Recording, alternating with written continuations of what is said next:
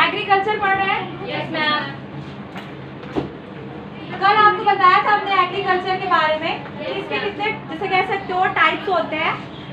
सबसे इम्पोर्टेंट चीज एक चीज याद रखना कि एग्रीकल्चर जो है इंडिया की बैकबोन है, रीढ़ की हड्डी है। क्यों?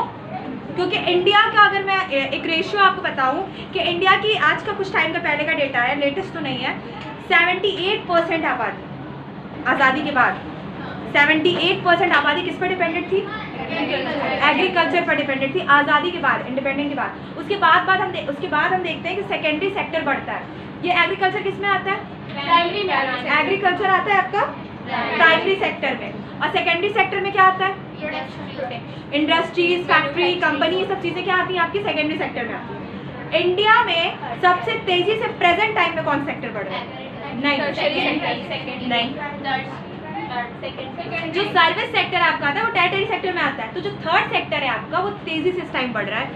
इसीलिए मैंने आपको बताया था ना, जो सर्विस सेक्टर है, जैसे मैं बात करूँ कि आजकल आप देख रहे हो ऑनलाइन चीज़ें काफ़ी तेजी से हो रही है।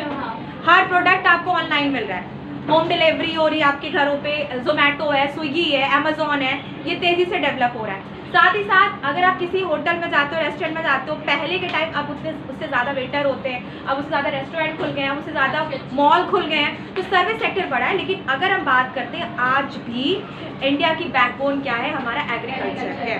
क्योंकि हम जो चीज़ें एक्सपोर्ट यहाँ से कर पा रहे हैं, बेटा एक सीधी सी बात याद रखो, देखो हमारे पास कोई इतनी अच्छी टेक्नोलॉजी नहीं है कि हम यहाँ से मशीनें एक्सपोर्ट कर पाएँ, ठीक, या हम यहाँ से जिसे कह सकते हैं इलेक्ट्रॉनिक की चीज़ें एक्सपोर्ट कर पाएँ, नहीं कर पाएंगे, क्योंकि हम खुद नहीं बना पा रहे इतनी अच्छी, हम खुद दूसरों से ले रहे हैं, हम दूसरों से खुद ले रहे हैं ना।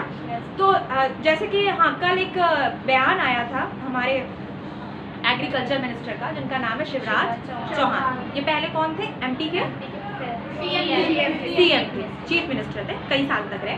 उसके बाद ये आपकी कैबिनेट मिनिस्टर्स में आके एग्रीकल्चर मिनिस्टर बन गए।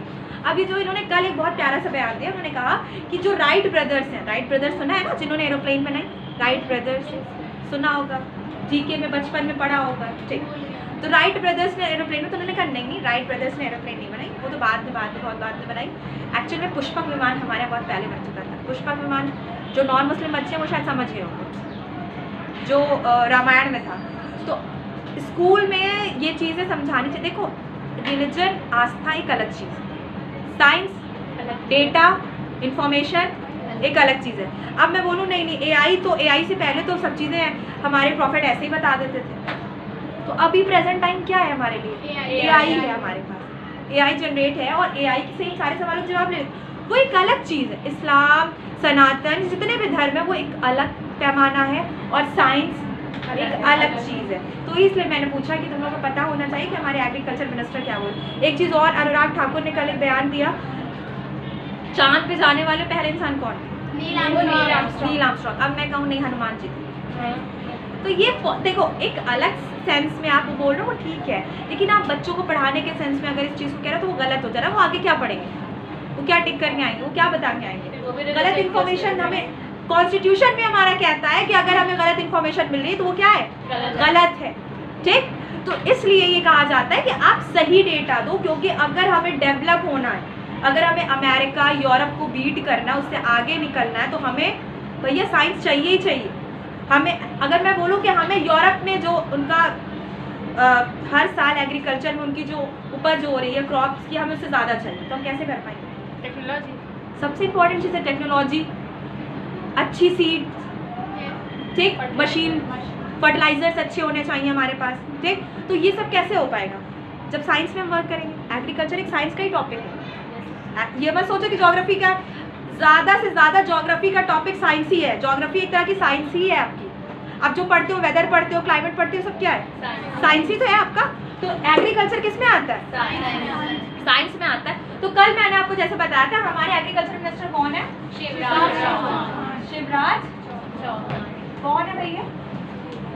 एग्रीकल्चर मिनिस्टर, इंडिया में प्रेजेंट टाइम में एग्रीकल्चर मिनिस्टर, इससे पहले एमपी के। अब यहाँ पे मैं एक चीज़ आपको बता दूँ कि एग्रीकल्चर को लेके देखो, इंडिया में जब हम आज़ाद हुए 1947 में, तो उस टाइम ये हुआ कि 5 ईयर के प्लान्स मैंने बताए थे आपको। Yes ma'am. फिर 2017 में वो बंद कर दिया गया, ठीक। मैंने आपको आपको बताया कि 5 ईयर के प्लान कितने, 5 साल के। तो जो थर्ड मतलब तीसरा 5 ईयर प्लान था, हिंदी में बोलते हैं उसको पंचवर्षीय योजना। 5 ईयर प्लान जो था, पंचवर्षीय योजना जो थी, वो जो तीसरी पंचवर्षीय योजना थी, कौन सी, तीसरी, उसमें एक चीज आई ग्रीन रेवोल्यूशन। अब ये ग्रीन रेवोल्यूशन क्या है भाई, हरित क्रांति। हरित क्रांति कब आई, थर्ड 5 ईयर प्लान। कौन से प्लान में, थर्ड। उस टाइम पीएम कौन थे हमारे, उस टाइम पीएम थे हमारे लाल बहादुर शास्त्री। लाल बहादुर शास्त्री। अच्छा, ये कौन सा, जैसे मैं कहूँ डिकेड यानी दशक था, ये था 1960।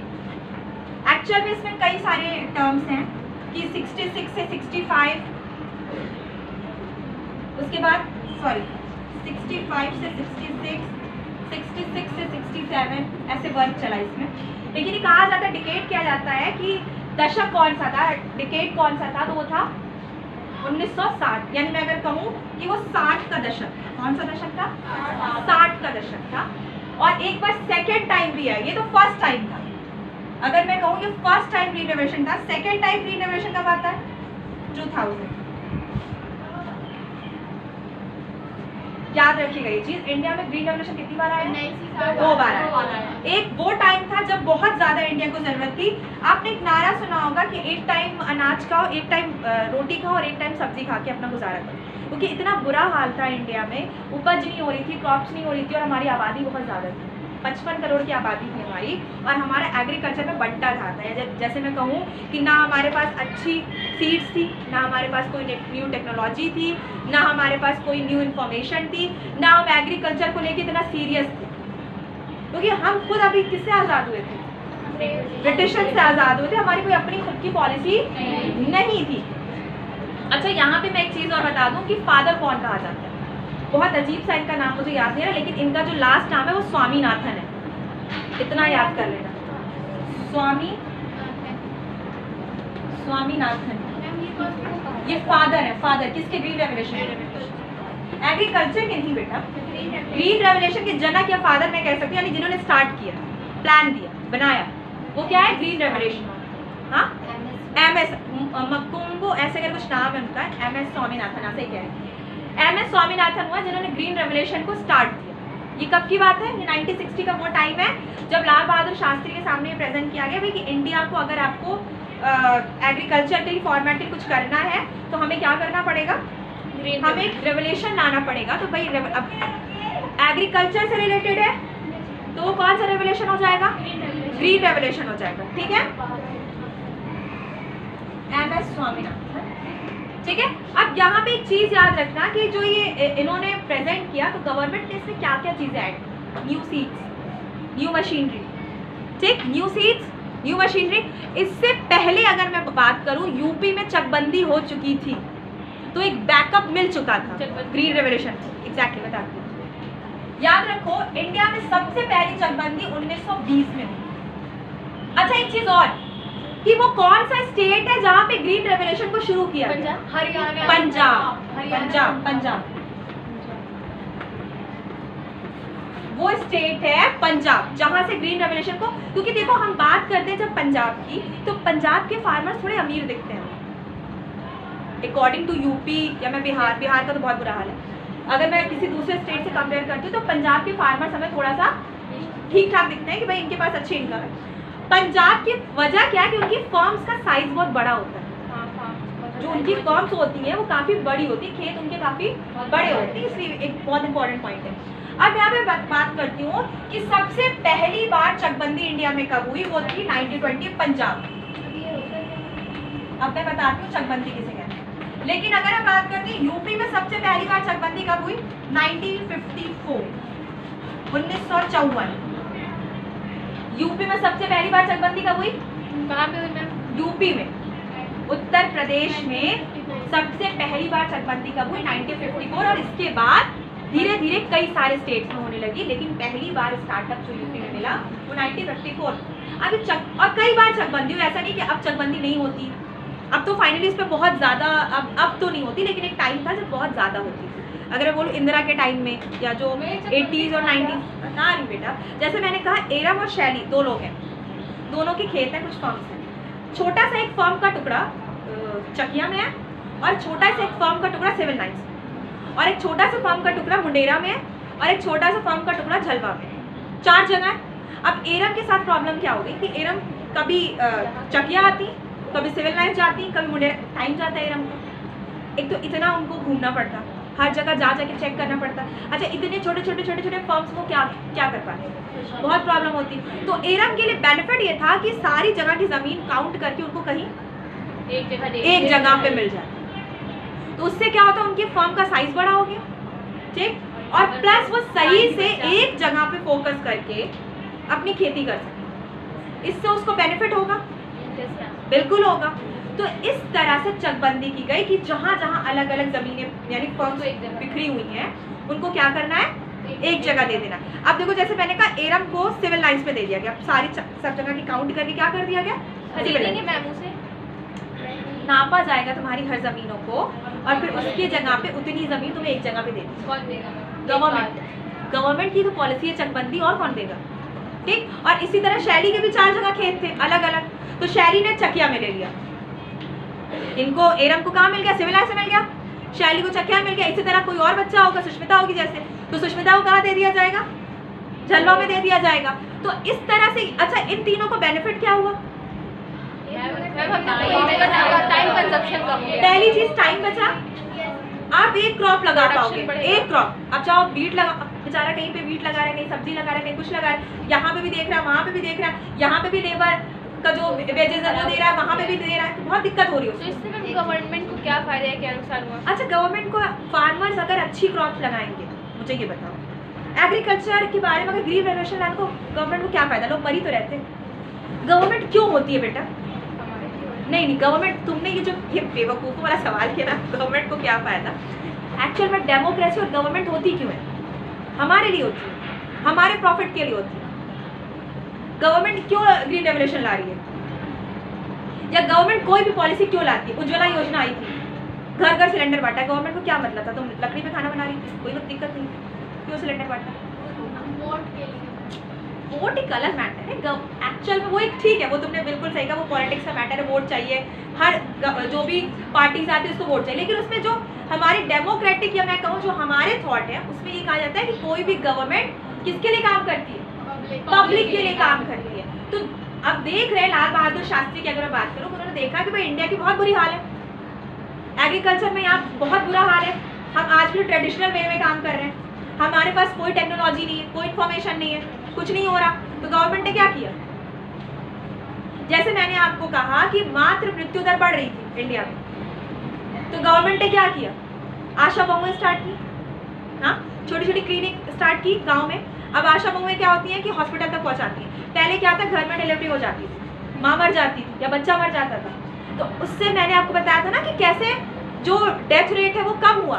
तो इस पर गवर्नमेंट ही काम करती, बैठी रहती, मरी तो रहे लोग, क्या हो रहा है, कोई दिक्कत नहीं हो रही। जैसे आज मैं कहूँ गवर्नमेंट कोई पॉपुलेशन पॉलिसी ले आए, तो गवर्नमेंट वो क्यों लाएगी, क्योंकि वो देख रही है कि इंडिया का हाल बहुत ज़्यादा खराब होता जा रहा है, तो पॉपुलेशन पॉलिसी लाएगी कि भाई पॉपुलेशन को क्या करना है, रोकना है। तो गवर्नमेंट का यही काम होता है कि अगर उसको लगता है कुछ गलत हो रहा है, तो वहाँ पे वो क्या करेगी, ट्रिपल तलाक था, ठीक, लोग दे रहे थे डिवोर्स, क्या मतलब था, कोई मतलब नहीं था गवर्नमेंट को, क्यों लाई वो ट्रिपल तलाक का एक्ट, पब्लिक के लिए लाई ना, उसको लगा कि फीमेल्स के साथ क्या हो रहा है, कुछ बच्चों को ना क्लास से बाहर कर, उसको क्या लगा फीमेल्स के साथ ये क्या हो रहा है, गलत हो रहा है। तो गवर्नमेंट, सीधी सी बात, वो अलग है कि वो वोट के लिए करते हैं, अपनी राजनीति चमकाने के लिए करते हैं, वो अलग सब चीज़ें। लेकिन पहला मेन एजेंडा ये होता है कि गवर्नमेंट होती किसके लिए, पब्लिक के लिए होती है, और पब्लिक के काम करने के लिए होती है। तो जैसे मैंने कहा, चकबंदी गवर्नमेंट ने इसलिए स्टार्ट की ताकि फार्मर्स को उनकी ज़मीनें एक जगह पे मिल पाए और वो सही से अपनी फार्मिंग कर सके, और इससे बेनिफिट किसको होगा, सीधी सी बात है बेटा, अगर कोई भी कंट्री में कोई भी फार्मर्स मैं बोलूँ या वर्कर बोलूँ, अगर उनका लिविंग स्टैंडर्ड बढ़ेगा, पर कैपिटल इनकम बढ़ेगी, तो बेनिफिट किसको होगा, गवर्नमेंट को ही होगा ना। अच्छी क्रॉप्स मिलेंगी तो फायदा किसको होगा, गवर्नमेंट को होगा। अभी मैं कह दूं कि भाई इंडिया में अचानक से एक डाउन फ्लो आ जाए एग्रीकल्चर, खेती खराब होने लगी, किसको लॉस होगा सबसे बड़ा? गवर्नमेंट, पब्लिक को तो लॉस हो जाए, गवर्नमेंट को लॉस होगा। अच्छा, यहाँ पे अगर मैं कहूँ कि अचानक से जब डाउन फ्लो आ जाएगा एग्रीकल्चर में, सारी क्रॉप्स सड़ने लगेंगे। जैसे मैं एक एग्जाम्पल हूँ, टमाटर बहुत महंगा हो गया था बीच में, बहुत महंगा हो गया था। क्रॉप क्या हो गई थी उसकी? खराब हो रही थी बारिश की वजह से। अच्छा, आपने देखा होगा जब बारिश बहुत ज़्यादा होती है तो सब्जियाँ महंगी हो जाती हैं, क्योंकि वो सड़ने लगती हैं, खराब होने लगती हैं। तो ये सीधा सा बेसिक सा सेंस है कि इन्फ्लेशन रेट बढ़ जाएगा, महंगाई बढ़ जाएगी। और जब महंगाई बढ़ जाएगी तो कोई भी गवर्नमेंट के लिए प्लस पॉइंट नहीं है। महंगाई बढ़, ये क्या हो जाएगा उसका? माइनस पॉइंट हो जाएगा ना, कि भाई इनके राज में क्या हो रहा है? महंगाई हो रही है, जो कि सही नहीं है। तो यही चीज़ है, गवर्नमेंट ने चकबंदी इसलिए स्टार्ट की, ये प्लान के तहत स्टार्ट की कि जो छोटे छोटे खेत बटे हुए हैं उनको एक जगह पे दे दिया जाए, जिससे वो सही से फार्मिंग कर सके, प्लस फर्म्स का साइज बड़ा हो जाए, फर्म्स का साइज बड़ा। अब यहाँ पे तुम कहो कि गवर्नमेंट तो कर रही थी, ठीक था। 1920 में कौन सी गवर्नमेंट थी? ब्रिटिशर्स थे। ब्रिटिशर्स को भी इससे फायदा था। मैंने आपको कहा था, एक बार मैंने कल पढ़ाया था मैंने, कि असम से राइस जाता था ब्रिटेन। तो गवर्नमेंट को जो बेनिफिट था वो अलग है। 1947 के बाद हमारे देश की सरकार बनी, वो अलग चीज़। लेकिन ब्रिटिशर्स को भी तो हमारे एग्रीकल्चर से बहुत बेनिफिट था। तो उन्होंने इसलिए हमें एक जगह पे खेत करके दिए कि हम ज़्यादा से ज़्यादा क्रॉप्स ग्रो कर सकें और वो ले जा सकें, वो उनका बेनिफिट था। लेकिन वही चीज़ गवर्नमेंट ने आगे भी स्टार्ट की। तो मैं आपको बताती हूँ कि चकबंदी सबसे पहली बार यूपी में कब स्टार्ट हुई? 1954 में। अच्छा, यहाँ पे पूछा जाता है कि इंडिया में सबसे पहली बार 1920 कहाँ पे?